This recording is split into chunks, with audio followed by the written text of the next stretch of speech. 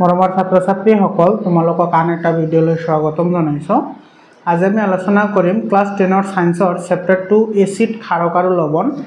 এই চেপ্টাৰৰ পৰা হ'ব পৰা গোটেইকেইটা গুৰুত্বপূৰ্ণ এমচিকিউ আমি আলোচনা কৰিম, যিবোৰ এমচিকিউ তোমালোকৰ হ'বলগীয়া যিটো মেট্ৰিক পৰীক্ষা আছে 2025 চনৰ যিটো মেট্ৰিক পৰীক্ষা হ'ব সেই পৰীক্ষাৰ কাৰণে খুবেই গুৰুত্বপূৰ্ণ। আশা কৰিছোঁ এই এমচিকিউবোৰ তোমালোকৰ বহুত সহায়ক হ'ব। এতিয়া চোৱা, প্ৰথম যিটো প্ৰশ্ন আছে সেই প্ৰশ্নটোত কি কৈছে, যিটো নতুন পৰিৱৰ্তন হৈছে, নতুনকৈ পৰিৱৰ্তন হৈছে আৰু যিবোৰ তোমাৰ নতুনকৈ সংযোজন হৈছে সেইবোৰৰ ওপৰত ভিত্তি কৰি মই এই এমচিকিউবোৰ বনাইছোঁ। গোটেইকেইটা প্ৰথমতে ইজিবোৰ দিছোঁ, তাৰপিছত অলপমান কঠিনবোৰ দিছোঁ। চোৱা, 1 নম্বৰ প্ৰশ্নটো কি কৈছে, হেলোফাইটা বৰ্গৰ কোনবিধ উদ্ভিদৰ পৰা লিটমাছ সংশ্লেষণ কৰা হয়? এইটো হৈছে লিচেন। এইটো তোমালোকে জানাই, যেটো আমাৰ লিটমাছ আছে, লিটমাছটো হৈছে হেলোফাইটা বৰ্গৰ অন্তৰ্গত লিচেন নামৰ উদ্ভিদৰ পৰা সংশ্লেষণ কৰা এবিধ প্ৰাকৃতিক সূচক। 2 নম্বৰ চোৱা, তলৰ কোনটো তীব্ৰ এচিড? তাৰ শুদ্ধ উত্তৰটো হ'ব ডি নম্বৰ, সাইট্ৰিক এচিডটো হৈছে ইয়াৰে ভিতৰত তীব্ৰ এচিড। এচিটিক এচিড আছে, ফৰ্মিক এচিড আছে আৰু ফসফৰিক এচিড আছে। ইয়াৰে ভিতৰত তোমাৰ যেটো সাইট্ৰিক এচিড আছে এটো হৈছে তীব্ৰ এচিড। 3 নম্বৰ প্ৰশ্নটো চোৱা, 3 নম্বৰ প্ৰশ্নত কি কৈছে, তলৰ কোনটো ক্ষাৰ? এটা চোৱা, এটো কিন্তু ক্ষাৰক বুলি কোৱা নাই, কিন্তু তোমালোকে কিন্তু এটো ইজি যেন লাগিলেও এটো ইজি নহয়, কিন্তু কোৱেশ্চনটো ক্ষাৰ বুলি কৈছে, ক্ষাৰক নহয়। এতিয়া ক্ষাৰ কোনবোৰক কয়? যিবোৰ ক্ষাৰক পানীত দ্ৰৱীভূত হয় সেইবোৰকহে ক্ষাৰ বুলি কোৱা হয়। বুজি পাইছানে? তো এটা কপাৰ হাইড্ৰক্সাইড, এটাতো পানীত দ্ৰৱীভূত নহয়, এটো সলিড অৱস্থাত থাকে। জিংক হাইড্ৰক্সাইড এটোও নহয়, কপাৰ অক্সাইড এটোও নহয়। তাৰ শুদ্ধ উত্তৰটো হ'ব ডি নম্বৰ, এমোনিয়াম হাইড্ৰক্সাইড। এটো কি হয়? পানীত দ্ৰৱীভূত হয় আৰু এটো এটা ক্ষাৰক হয়। যিবোৰ ক্ষাৰক পানীত দ্ৰৱীভূত হয় সেইবোৰকে ক্ষাৰ বুলি কোৱা হয়। 4 নম্বৰ চোৱা, বেকিং সোডাৰ ৰাসায়নিক নাম? বেকিং সোডাৰ ৰাসায়নিক নাম হৈছে সোডিয়াম হাইড্ৰোজেন কাৰ্বনেট আৰু ইয়াৰ সংকেত হৈছে NaHCO3। ইয়াতে কেইটা পানীৰ অণু থাকিব? 10টা পানীৰ অণু থাকিব। 5 নম্বৰ কোৱেশ্চন চোৱা, 5 নম্বৰ কোৱেশ্চনত কি কৈছে, কাপোৰ ধোৱা সোডাৰ ৰাসায়নিক সংকেত কি হ'ব? কাপোৰ ধোৱা সোডাৰ ৰাসায়নিক সংকেত হ'ব এটো সোডিয়াম কাৰ্বনেট, 10টা পানীৰ অণু। 6 নম্বৰ চোৱা, কি কৈছে, ফিনলফথেলিন এটা সাংশ্লেষিক সূচক হয়। ফিনলফথেলিন এটো প্ৰশমৰ বৰণ কি?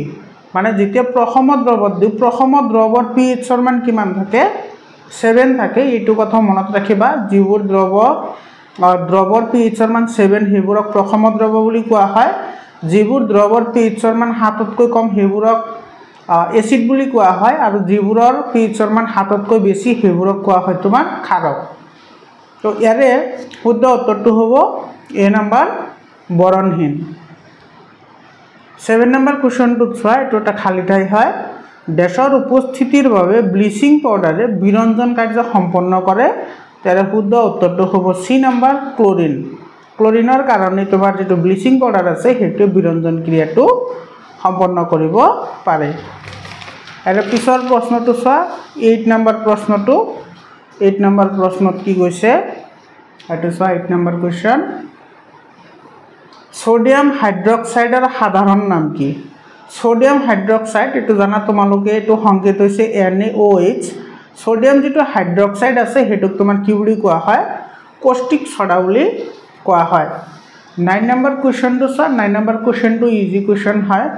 তেজৰ pHৰ মান কিমান? তেজৰ pHৰ মান হৈছে 7.4 আৰু 7 হৈছে তোমাৰ প্ৰশমত দ্ৰৱ, আৰু যদি 5.6তকৈ pHৰ মান কম হয় তেতিয়াহ'লে সেইটোক আমি এচিড বৰষুণ বুলি কওঁ। 10 নম্বৰ কুৱেশ্চন চোৱা, তলৰ কোনটো আম্লিক লৱণ? আম্লিক বুলি কৈছে আৰু কৈছে লৱণ, তো সেইটো হ'ব sodium hydrogen sulphate. Sodium hydrogen sulphate এটো এটা কি হয়? আম্লিক লৱণ হয়। 11 নম্বৰ কুৱেশ্চনটো চোৱা, এটো খালী ঠাই হয়। ডেছৰ বাবে প্লাষ্টাৰ অফ পেৰিছৰ সংযোজন ঘটে।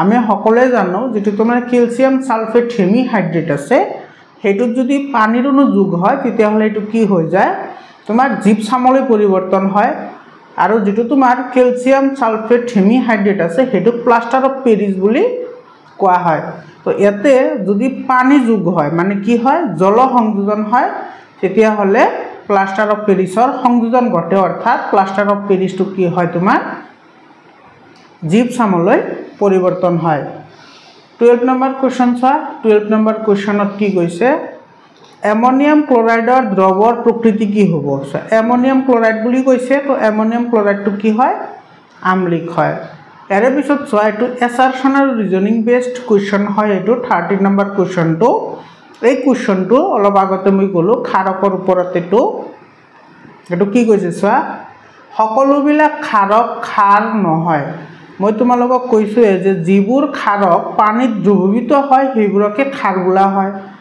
তো সকলোবিলাক খাৰক তো পানীত দ্ৰৱীভূত নহবও পাৰে তাৰ মানে যেটো নিশ্চয়ক্তি আছে এটো কি হ'ব তোমাৰ শুদ্ধ হ'ব এৰ কাৰণ কি দিছে সব পানীত দ্ৰবীভূত হোৱা খাৰকেই হল খাৰ হয়নে তো এটো কি হয় শুদ্ধ হয় তার মানে তোমার এটো কি হ'ব বি নাম্বার অপশনটো কারেক্ট হ'ব নিশ্চয়ক্তি আৰু কাৰণ দুয়োটা শুদ্ধ আৰু কাৰণটো হৈছে নিশ্চয়ক্তিৰ শুদ্ধ ব্যাখ্যা পৰমৰ ছাত্ৰ ছাত্ৰী সকল ইয়াতে যেটো যিকেটা তোমাৰ অপশন আছে এছাৰশন আৰু ৰিজনিং বেসডৰ যিমান কোৱেশ্চন আছে গুটেকেটা কোৱেশ্চনৰ এই অপশন কেটা কিন্তু তোমাৰ সেম থাকে অপশন কেটাৰ কোনো পৰিৱৰ্তন নহয় আৰু ইয়াৰ পিছত যিবোৰ এছাৰশন আৰু ৰিজনিংৰ কোৱেশ্চন আছে বা নিশ্চয়ক্তি কাৰণ বা দাবী এবোৰৰ যেটো কোৱেশ্চন আছে হেবোৰত মই এই অপশনবোৰ দিয়া নাই তোমালোকে ইয়াৰে পৰা এই অপশন কেটা চাই লবা ইয়াৰ পিছৰ প্ৰশ্নটো চোৱা 14 নম্বৰ কোৱেশ্চনত কি কৈছে এটো তোমাৰ এছাৰশন আৰু ৰিজনিং বেসড কোৱেশ্চন হয় এটো কি কৈছে চোৱা ক্ষাৰকীয় মাধ্যমত ফিনলফথেলিনৰ বৰণ গুলপীয়া যদি আমি ফিনলফথেলিনটো ক্ষাৰকত দিও তেতিয়া হলে ইয়াৰে বৰণটো কি হৈ যাব গুলপীয়া হৈ যাব তো ফিনলফথেলিন এটা প্ৰাকৃতিক সূচক চোৱা যেটো তোমাৰ 14 ৰ এছাৰশন যেটো আছে এটো তোমাৰ কি হয় শুদ্ধ হয় কিন্তু ফিনলফথেলিন এটা প্ৰাকৃতিক সূচক এটো কি হয় ভুল হয় কাৰণ ফিনলফথেলিন প্ৰাকৃতিক সূচক নহয় ফিনলফথেলিন এটা সাংশ্লেষিক সূচক হয় বুজি পালা তো ইয়াৰে শুদ্ধ উত্তৰটো হ'ব যে নিশ্চয়ক্তিটো শুদ্ধ কিন্তু কাৰণটো ভুল তো ইয়াৰে তোমাৰ শুদ্ধ উত্তৰটো আহিব সি নম্বৰ অপশন যেটো আছিল এই অপশনটো শুদ্ধ হ'ব 15 নম্বৰ কোৱেশ্চন চা কি কৈছে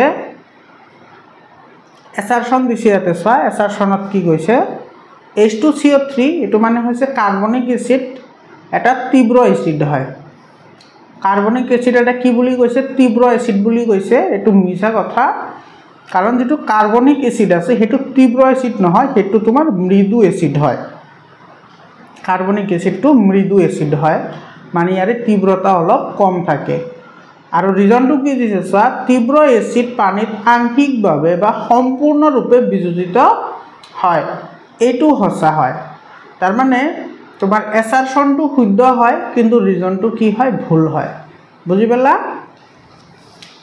16 নম্বৰ কোৱেশ্চন চা 16 নম্বৰ কোৱেশ্চনত কি হৈছে সাধাৰণ নিমখ পৰিবেশৰ মুক্ত অৱস্থাত ৰাখিব পাৰি আৰু ই বায়ুৰ পৰা জলীয় বাষ্প গ্ৰহণ কৰে তো সাধাৰণ যেটো নিমখ আছে আমি ঘৰত যেটো ব্যৱহাৰ কৰো সেই নিমখটো মুক্ত অৱস্থাত তো ৰাখিবই পাৰি কিন্তু আমি বেছি দিন ৰাখিব নোৱাৰি বা বেছি সময় ৰাখিব নোৱাৰি কাৰণ তোমাৰ জলীয় বাষ্পৰ সংস্পৰ্শত আহিলে কি কৰে তোমাৰ লৱণখিনি গলিবলৈ আৰম্ভ কৰে তো এটো তোমাৰ কি হয় শুদ্ধ হয় এৰ ৰিজনটো কি দিছে চোৱা কাৰণ বা দাবী কি দিছে সাধাৰণ নিমখত সোডিয়াম ক্লোৰাইড থাকে এটো কি হয় শুদ্ধ হয় কিন্তু ইয়াতে এটা কথা লক্ষ্য ৰাখিবা সাধাৰণ নিমখত সোডিয়াম ক্লোৰাইড থাকে এটো শুদ্ধ হয় কিন্তু জলীয় বাষ্প যে গ্ৰহণ কৰে সোডিয়াম ক্লোৰাইড থকাৰ কাৰণে জলীয় বাষ্প গ্ৰহণ নকৰে তাৰ মানে ইয়াৰে তোমাৰ এছাৰশনটো শুদ্ধ হ'ব ৰিজনটো শুদ্ধ হ'ব কিন্তু ৰিজনটো এছাৰশনৰ শুদ্ধ ব্যাখ্যা নহয় তাৰ মানে ইয়াৰে তোমাৰ এ নম্বৰ অপশনটো কি হ'ব কাৰেক্ট হ'ব ইয়াৰে যিকেটা তোমাৰ এ নম্বৰ যেটো অপশন আছিল সেই অপশনটো কাৰেক্ট হ'ব 17 নম্বৰ কুৱেশ্যনটো চোৱা কি কৈছে বেকিং সোডাই পেটৰ এচিডিটি কৰিব পাৰে মানে বেকিং সোডাই তোমাৰ পেটৰ কি কৰে এচিডিটি কৰে মানে আমাৰ আমলিকতা বৃদ্ধি কৰে আমাৰ পেটৰ এটো মিছা কথা কিহৰ কাৰণে মিছা কথা কাৰণ বেকিং সোডা হৈছে এটা মৃদু ক্ষাৰক বেকিং সোডা এটা মৃদু ক্ষাৰক ইয়াৰ ৰিজনটো যেটো দিছে হেতু তোমাৰ কি হয় শুদ্ধ হয় তো ইয়াৰে কি হ'ব তোমাৰ এসাৰশনটো ভুল হ'ব কিন্তু ৰিজনটো কি হ'ব শুদ্ধ হ'ব বা নিশ্চয়টো শুদ্ধ নিশ্চয়টো ভুল হয় আৰু কাৰণটো শুদ্ধ হয় বুজি পালানে 18 নম্বৰ কোৱেশ্চনটো চোৱা কি কৈছে শাখা এ লগত বি শাখা মিলোৱা ইয়াতে এ শাখা দিয়া আছে আৰু ইয়াতে দিয়া আছে তোমাৰ বি শাখা ইয়াতে কি দিয়া আছে চোৱা বিলাহী দৈ নেমু টেঙা তেতেলী ভিনেগাৰ চুৰাতৰ হুম এতিয়া তুমি এইকেইটাৰ লগত এইকেইটা মিলাব লাগে ইয়াৰে যিকেইটা বস্তু দিছে গোটেইকেইটা হৈছে তোমাৰ প্ৰাকৃতিক উৎস আৰু ইয়াতে দিছে তোমাৰ জৈৱিক এচিড এতিয়া জৈৱিক এচিড কোনবোৰক কয় যিবোৰ এচিড তোমাৰ প্ৰাকৃতিক পোৱা যায় সেইবোৰক জৈৱিক এচিড বুলি কোৱা হয়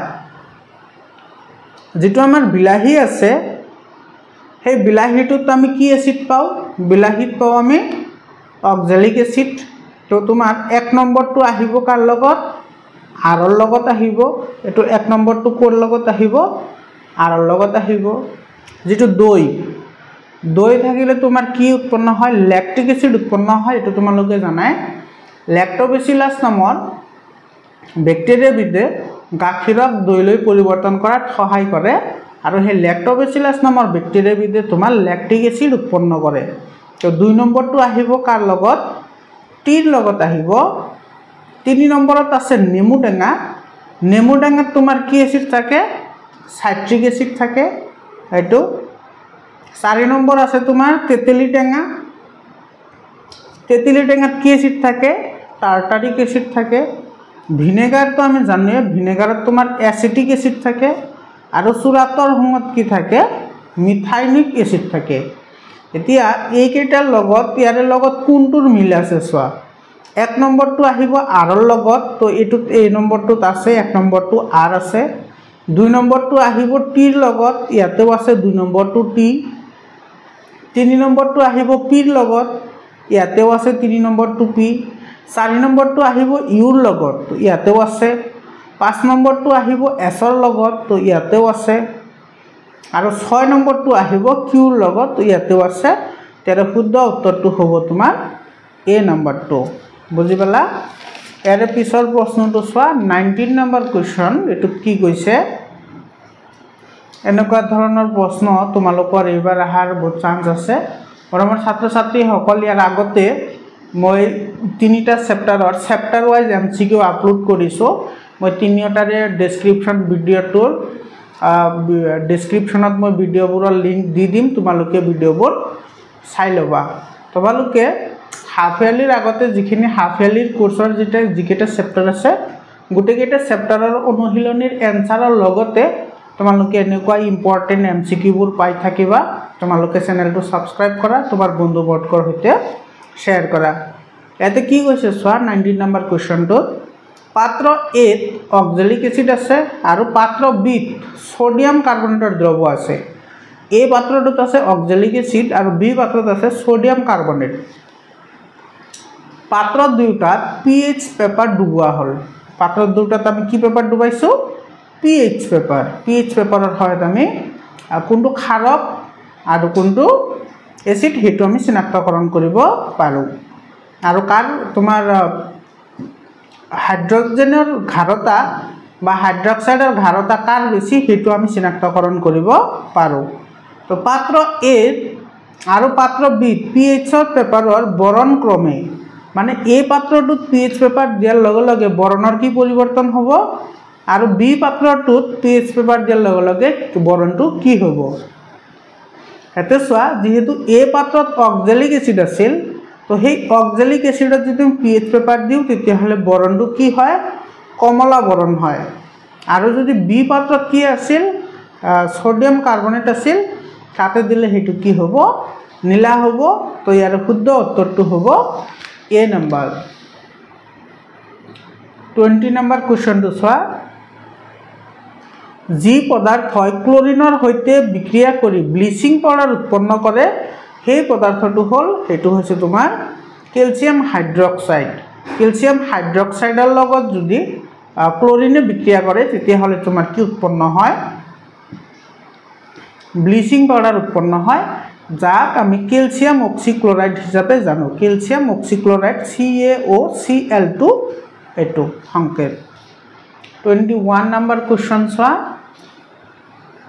কাপড় ধোয়া সডাত থকা পানীৰ অণুৰ সংখ্যা কাপড় ধোয়া সডা যেটো আছে হেতু কেটা পানীৰ অণু থাকে 10টা পানীৰ অণু থাকে আৰু কাপড় ধোয়া সডা হৈছে Na2CO3.10H2O মানে সোডিয়াম কাৰ্বনেটৰ লগত 10টা পানীৰ অণু থাকিলে তাক আমি কাপড় ধোয়া সডা বুলি কওঁ এৰে সংকেতবোৰ মনত ৰাখিবা বহুত ইম্পৰ্টেন্ট হয় 22 নম্বৰ কোশ্চন সোৱা কি কৈছে চকুৰে নেদেখা ছাত্ৰ এজনে এসিড ক্ষাৰক সূচক হিচাপে তলৰ কোনটো সূচক ব্যৱহাৰ কৰিব এতে সোৱা যিসকলে চকুৰে দেখা পায় সিহঁতে তো তোমাৰ লিটমাছ ব্যৱহাৰ কৰিব বা হালধি ব্যৱহাৰ কৰিব বা পিএইচ পেপাৰ ব্যৱহাৰ কৰিব কিন্তু যিসকলে তোমাৰ চকুৰে দেখা নাপায় সেইসকলে কি কৰিব গুন্ধৰ সহায়ত সিহঁতে এসিড আৰু ক্ষাৰক চিনাক্তকৰণ কৰিব পাৰিব তো সেই ক্ষেত্ৰত তোমাৰ সেই ছাত্ৰজনে কি ব্যৱহাৰ কৰিব ভ্যানিলা আতৰ ব্যৱহাৰ কৰিব কাৰণ ভ্যানিলা আতৰ হৈছে এটা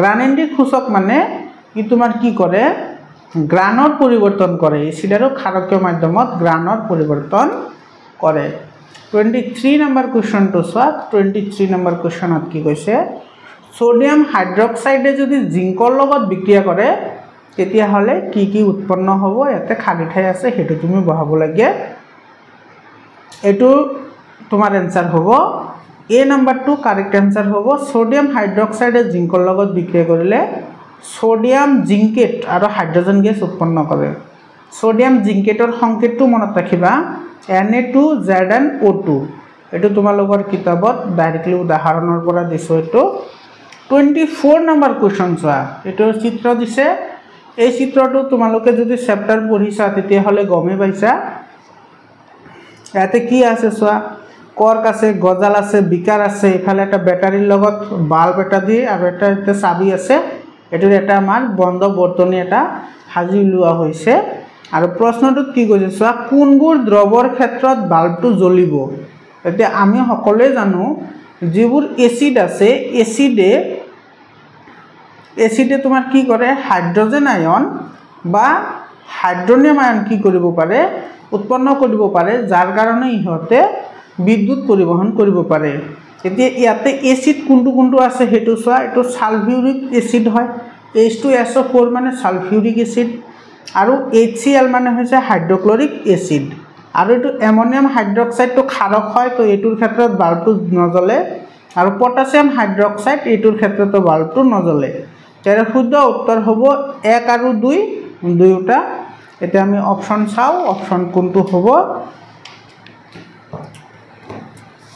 এতিয়া অপচন কেইটা চাও এই ছয় এটা অপচন কেইটা দিয়া আছে কেবল 1 তো নহয় এটো বি নম্বৰত আছে 1 আৰু 2 তো ইয়াৰ বি নম্বৰটো কাৰেক্ট आंसर হ'ব 25 নম্বৰ কোশ্চন এটো অ্যাসাৰশন আৰু ৰিজনিং বেসড কোশ্চন হয় ইয়াতে কি কৈছে সোৱা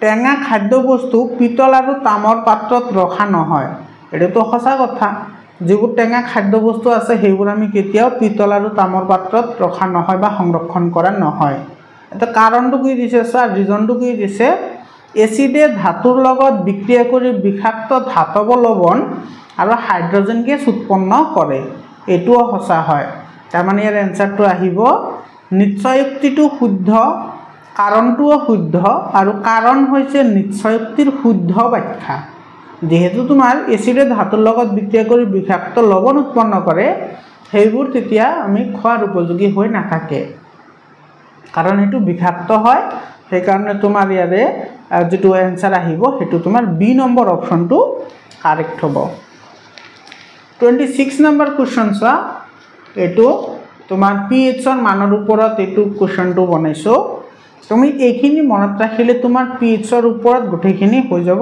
আৰু এটা আছে pH ৰ কাৰণে হেগেটা তোমালোকে যদি কিতাপ পঢ়িছা তেতিয়া হলে তোমালোকে ধুনীয়াকৈ এইটোৰ আনসাৰ কৰিব পাৰিবা। তো স্তম্ভ এ আৰু স্তম্ভ বি দি আছে পিএইচৰ মান আৰু স্তম্ভ এ দি আছে ক্ষেত্ৰ, মানে কোনটো ক্ষেত্ৰত কি হয়। প্ৰসম দ্ৰৱৰ পিএইচৰ মান সদায় কি হয় 7 হয়। তো ইয়াতে 1 নম্বৰটো কাৰ লগত আহিব আৰৰ লগত আহিব এচিড বৰষুণ। এচিড বৰষুণ আমাৰ কেতিয়া হয় যেতিয়া পিএইচৰ মান 5.6তকৈ কম হয়, তেতিয়াহ'লে আমি তাক কি বুলি কওঁ এচিড বৰষুণ বুলি কওঁ। তেজৰ পিএইচৰ মান হৈছে তোমাৰ 7.4, মানে 3 নম্বৰটো আহিব টিৰ লগত। তাৰপিছত আছে নেমু টেঙাৰ পিএইচৰ মান হৈছে তোমাৰ 2.2, 5 অক্ৰখৰ পিএইচৰ মান হৈছে তোমাৰ 1.2 আৰু শৰীৰৰ কাৰ্য তোমাৰ সম্পাদন হয় 7.0 পৰা 7.8ৰ ভিতৰত। তাৰ মানে তোমাৰ 1 নম্বৰটো আহিব আৰৰ লগত। এতিয়া চোৱা ইয়াতে 1 নম্বৰটো কাৰ লগত আহিছে, 1 নম্বৰটো আহিব আৰৰ লগত।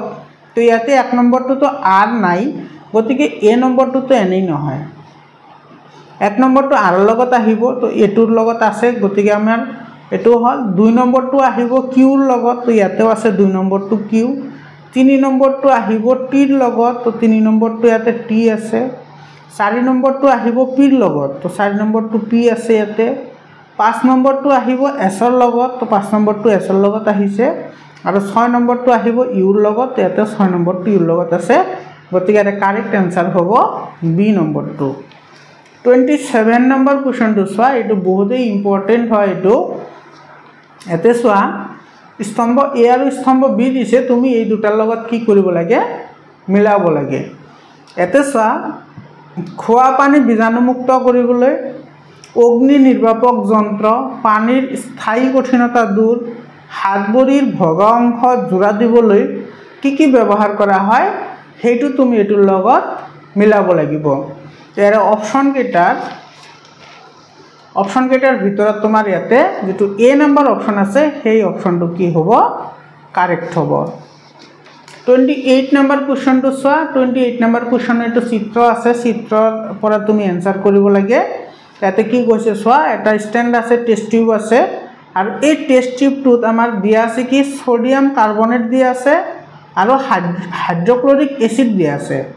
ইয়াতে চোৱা সোডিয়াম কাৰ্বনেট আছে, তো Na2CO3 এইটো সোডিয়াম কাৰ্বনেট হয়, আৰু আছে হাইড্ৰক্লৰিক এচিড হয়নে।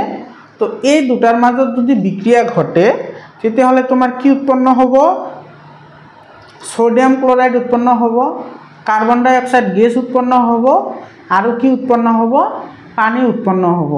তো ইয়াতে কাৰ্বন ডাই অক্সাইড গেছ উৎপন্ন হৈছে, আৰু এই কাৰ্বন ডাই অক্সাইড গেছটো তোমাৰ একটা নিৰ্গমন নলীৰে আন এটা টেষ্ট টিউবত সংৰক্ষণ কৰা হৈছে, যেটো টেষ্ট টিউবত তোমাৰ কেলছিয়াম হাইড্ৰক্সাইড আছে। কি আছে কেলছিয়াম হাইড্ৰক্সাইড।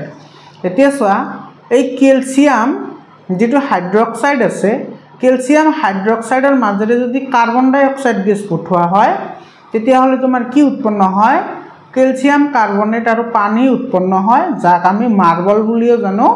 তো এতিয়া প্ৰশ্ন চাও, আমি প্ৰশ্নটোত কি বুলি কৈছে।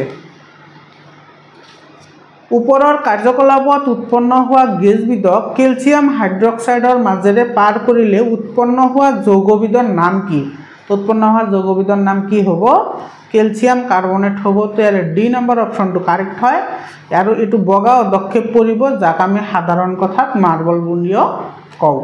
মৰমৰ ছাত্ৰ ছাত্ৰীসকল, এইটো মই কাৰ্যকলাপৰ পৰা দিছোঁ। এই চেপ্টাৰৰ যিটো কাৰ্যকলাপ আছে, এই কাৰ্যকলাপ কেইটাও তোমালোকে অহাকালি পাই যাবা। তোমালোকে চেপ্টাৰ 5ৰো মই কাৰ্যকলাপ গোটেইকেইটা কাৰ্যকলাপ মই আপলোড কৰিছোঁ, যিবোৰ বহুতেই ইম্পৰ্টেণ্ট হয়। পেৰিয়ডিক ক্লাছিফিকেশ্যন অফ এলিমেণ্ট বা মৌলৰ পৰ্যাবৃত্ত শ্ৰেণী বিভাজন, সেইটো চেপ্টাৰৰ গোটেইকেইটা কাৰ্যকলাপ মই আপলোড কৰি থৈছোঁ। তোমালোকে সেইবোৰ চাবা, বহুতে দৰকাৰী হয়। আজিৰ কাৰণে এইখিনিয়ে, আকৌ লগ পাম বেলেগ এটা ভিডিঅ'লৈ। ধন্যবাদ।